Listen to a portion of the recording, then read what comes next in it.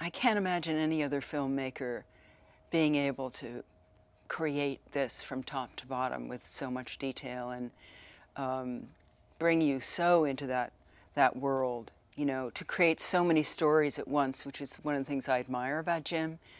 Jim, the storyteller, doing this sort of, you know, coming-of-age movie that was also a great love story that was also, and perhaps most importantly, the story of these two worlds colliding.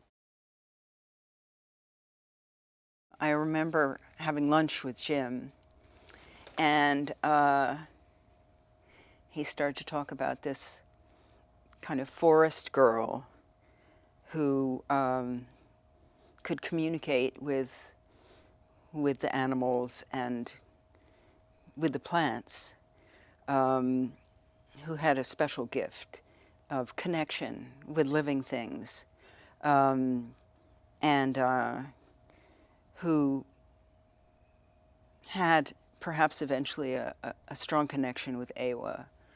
And I loved the idea of this character. And then he said, well, and she's going to be about 14. And I said, oh. And he said, and you and I know how immature you are, so I think you can handle this.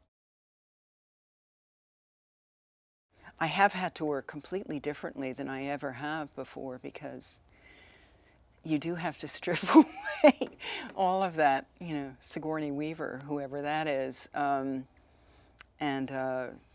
it's been kind of an amazing experience to go back in time and be with that person every day. And it's been quite an incredible year. I remember when Jim said, he said, oh yeah, you're going to have to hold your breath for about 3 or 4 minutes. And I said, Jim, I can't hold my breath for 30 seconds. And he said, you'll be able to. And I thought, oh, this is just Jim. You know, and yet at the first lesson that Kirk gave us, I held my breath for 1.5 minutes. And I thought, wow, what is this? And it just shows you how little we know about our systems and what they can do.